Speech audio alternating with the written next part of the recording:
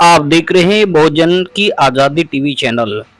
दोस्तों, बहुजन आंदोलन को इस देश में निर्माण करने का पूरा योगदान माननीय कांशीराम साहब ने दिया। उन्होंने बामसेप, DS4 और बहुजन समाज पार्टी का निर्माण इसलिए किया कि उन्होंने शाहू फुले अम्बेडकर जी के विचारधारा के आधार पर इस देश में बुद्ध और सम्राट अशोक का भारत निर्माण करने का एक संकल्प कर लिया था और इसी के आधार पर उन्होंने बहुजन समाज पार्टी का निर्माण किया और वह बहुजन समाज पार्टी अपनी राजकीय ताकत को मजबूत करते हैं गुजरात में उनका यह कार्यक्रम अहमदाबाद में इकट्ठे हो जाएंगे, जुड़ जाएंगे और जोड़ना सीख जाएंगे। उस दिन बहुजन समाज पार्टी इन ताकतवर पार्टियों का मुकाबला कर सकती है और राजनीति में आसान काम है। बाबा साहब ने इसीलिए तो कहा था 25 नवंबर 1949 को संविधान सभा में कि जब 26 जनवरी 1975 साल से अधिक हो चुके हैं देश को आजाद हुए, लेकिन आज भी इस देश का ये गरीब कमजोर समाज अपने वोट के बारे में नहीं जान पाया।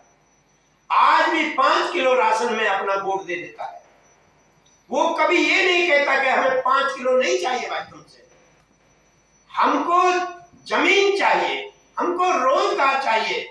हम 5 किलो की जगह 5 कुंटल कमाएंगे और उसमें से 10 किलो तुम्हें देंगे, क्योंकि वो जानता नहीं राजनीति, इसलिए जवाब नहीं दे पाता। वहीं दूसरी तरफ सामाजिक और आर्थिक क्षेत्र में लोग गैर बराबरी का जीवन जी रहे होंगे। जाति के नाम पर एक व्यक्ति बहुत बड़ा सम्मान पा रहा होगा, वहीं दूसरा व्यक्ति जाति के नाम पर बहुत बड़ा अपमान सह रहा होगा। आर्थिक क्षेत्र में एक व्यक्ति अरबपति खरबपति बनकर 36, दूसरा व्यक्ति 2 वक्त के लिए भोजन के लिए तड़प रहा होगा। जब तक इस देश की सरकार ये सामाजिक और आर्थिक क्षेत्र की गैर बराबरी को बराबरी में परिवर्तित नहीं करने का प्रयास करती, तब तक इस देश की आजादी का कोई मतलब नहीं होगा। लेकिन आज 75 साल से ज्यादा हो गए, लेकिन आर्थिक और सामाजिक ये गैर बराबरी बढ़ती तो चली जा रही है, कम नहीं हो रही। क्यों नहीं हो रही? क्योंकि ये बीजेपी के लोग, कांग्रेस के लोग, आम आदमी पार्टी के लोग अच्छी प्रकार जानते हैं, सीख गए, खाना सीख गए, रहना सीख गए, सम्मान की लड़ाई लड़ना सीख गए। किसकी वजह से? इन लोगों की कुर्बानी के कारण। इन महापुरुषों ने जो कुर्बानी दी है उसकी वजह से आज आप और हम ये थोड़ा थोड़ा सम्मान का जीवन मिल रहा है। ये भी बर्दाश्त नहीं हो रहा है मनुवादियों को, पूंजीपतियों को,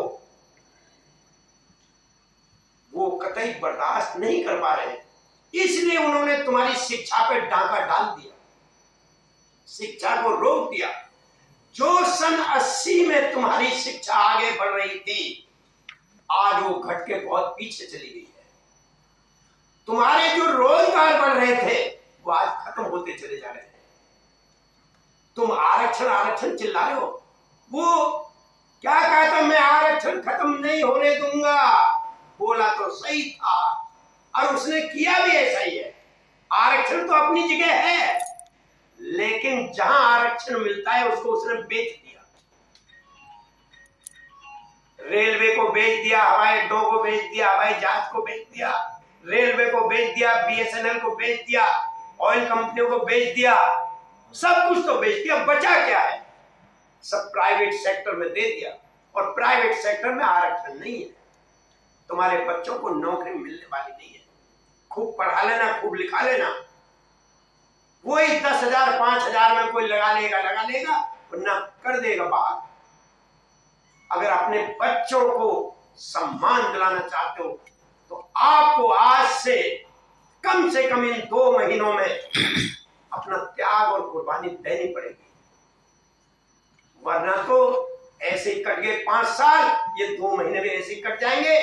फिर 2 महीने के बाद अरे ये प्रभारी निकम्मे हैं, अरे प्रदेश अध्यक्ष निकम्मे हैं, अरे जिले की टीम निकम्मी है, इनके बस की कुछ नहीं है, इन्हें हटाओ, इन्हें भगाओ।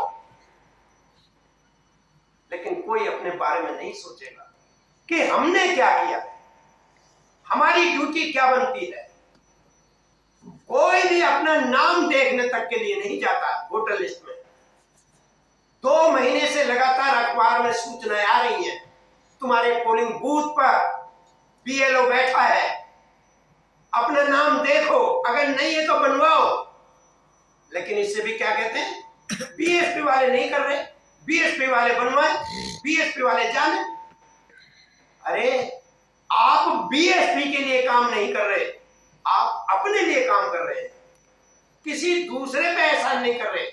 तुम्हें अगर सम्मान चाहिए तो तुमको पोलिंग बूथ पे जाना पड़ेगा, वोटर लिस्ट में अपना नाम देखना पड़ेगा, नहीं है तो जुड़वाना पड़ेगा। अगर तुम्हारे पास वोट का अधिकार होगा तो तुम्हारी इज्जत होगी, और वोट का अधिकार नहीं होगा तो तुम्हारी कोई भी इज्जत नहीं होगी। इसलिए आप लोग अपनी अपनी ड्यूटी समझने का प्रयास करो। फिर भी जहां रहते हो कम से कम वहां के बारे में वोटर लिस्ट लेकर के, अब हमारे ऑफिस में रखी है सारी अहमदाबाद की, 21 विधानसभा के वही रखने के आचार पड़ेगा उनका, वो रद्दी की टोकरी में जाएंगे, काम तो आते नहीं कुछ। अब है उनका चेकिंग करना, पूछो कि भाई इसमें तुम्हारा नाम है या नहीं है, देखो। तुम्हारे गूगल पे भी आ जाएगा, लेकिन कोई प्रयास नहीं करता, कोई और करते।